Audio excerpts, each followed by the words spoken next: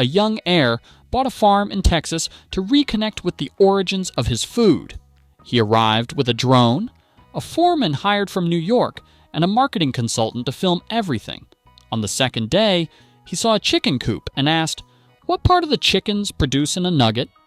The farmer, trying to remain calm, replied, "Sir, nuggets are made from a ground chicken." The young man was silent for a moment and then said, "That's not possible. That would be animal cruelty. I only buy processed foods which don't involve animals." In Los Angeles, an entrepreneur in the organic cosmetics industry wanted to launch a sustainable clothing line. During a field visit, she pointed to a roll of raw cotton and asked, "But why isn't it pink and sweet, like in the park?" The farmer explained that it was natural cotton, still in its original form.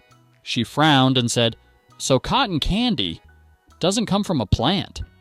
The farmer replied that it was sugar. She wrote in her notebook, "Research food genetics to grow vanilla-flavored cotton." In another corner of the world, an American billionaire with a passion for Japanese barbecue decided to import pre-sliced Wagyu beef. He called the distributor and said, "I want to save time and avoid waste.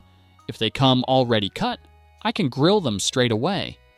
The man on the other end of the line replied, confused, "Do you want the beef or the animals?"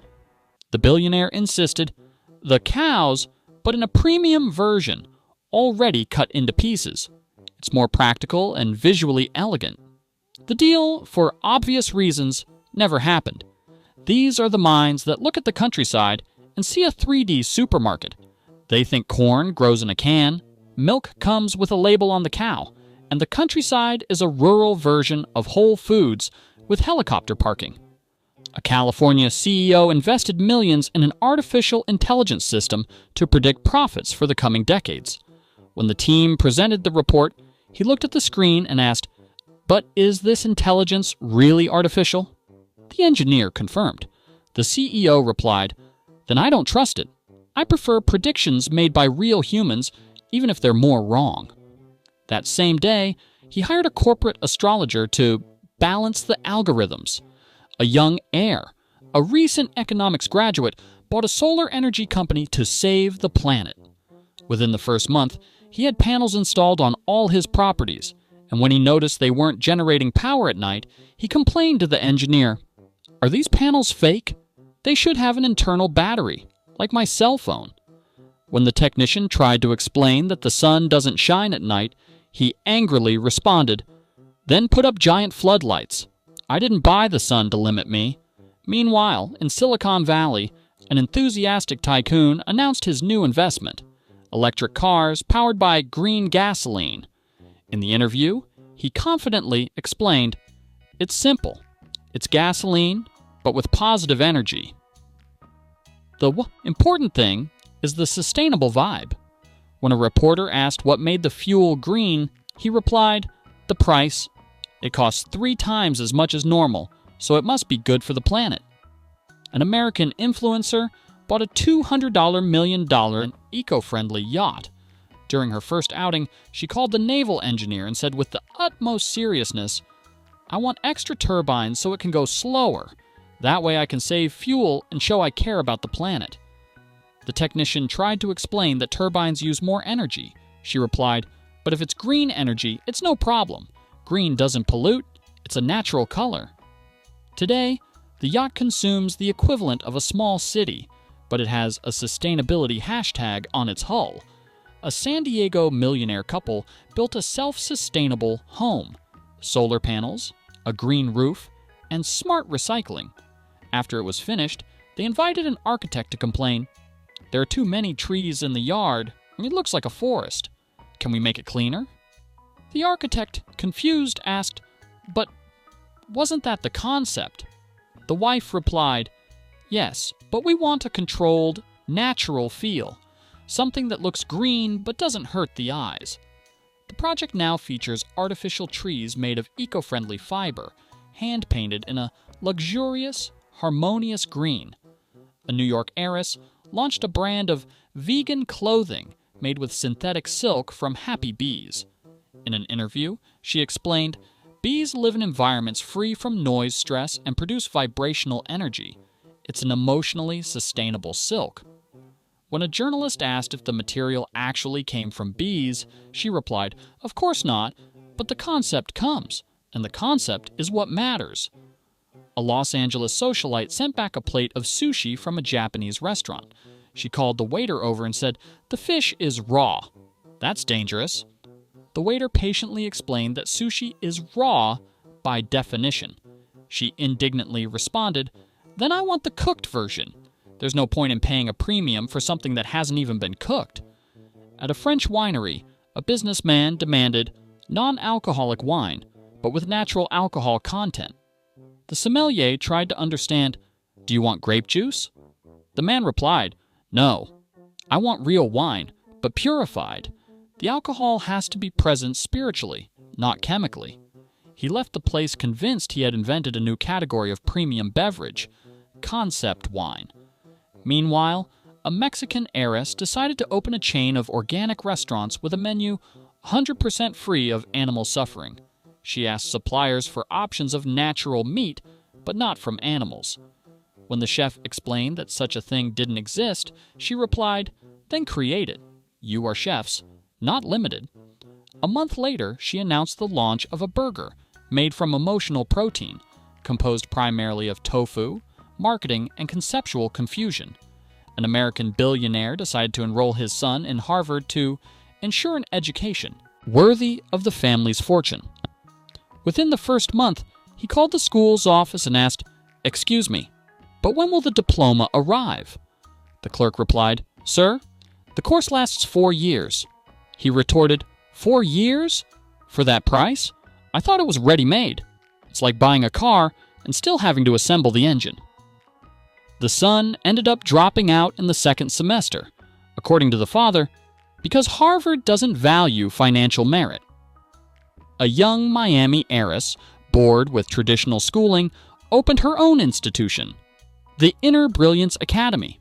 The proposal? To teach emotional wisdom and executive spirituality. The rules were simple: no math, physics, or biology, dense energy disciplines.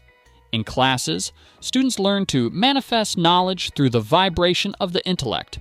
When asked about the evaluation method, she replied, "No one fails here. Failure is an illusion for those who don't understand the universe."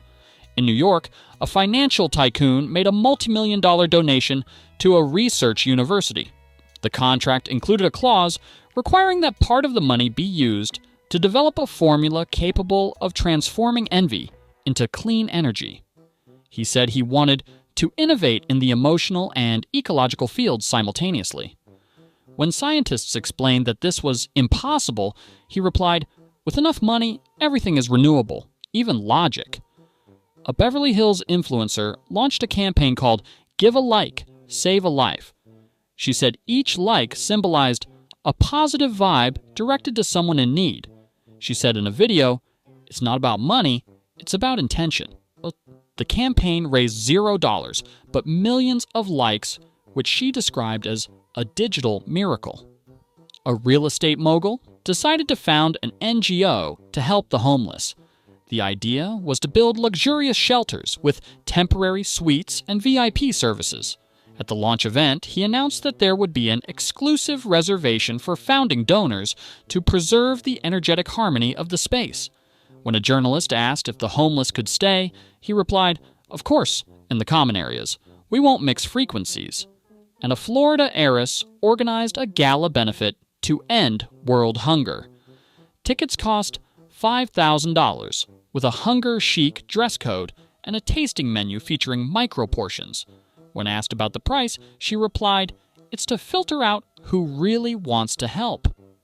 At the end of the night, the event raised less than it spent on decorations, but according to her, the most important thing was raising aesthetic awareness of the cause.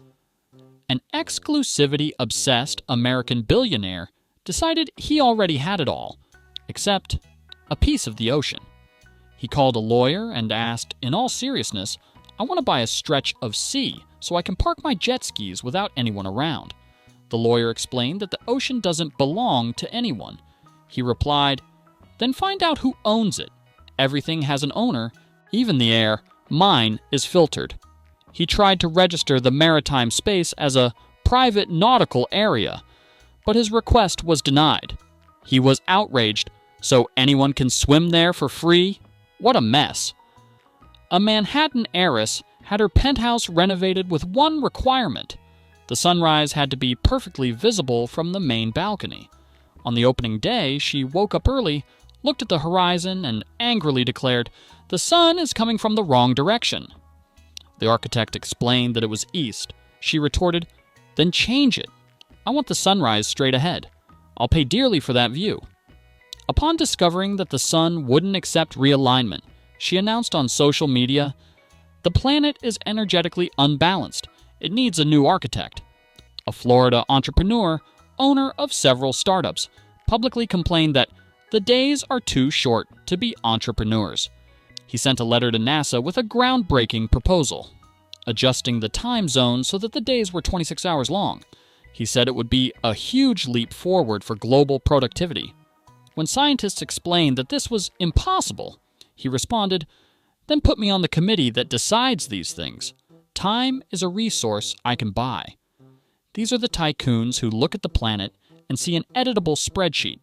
They believe the world needs management, and that nature is just a department that hasn't yet learned to obey. These people didn't redefine stupidity, they just put a luxury stamp on it. They turned ridiculousness into a trademark and ignorance into an image asset.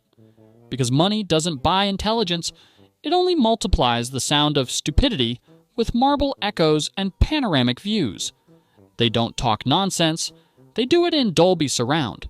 While the rest of the world struggles to survive, they fight with the sunrise, argue with the ocean, and attempt to patent reality, all while convincing themselves they're visionaries. Which of these stories do you believe is true? Or worse, which sounds like something you've heard someone rich say?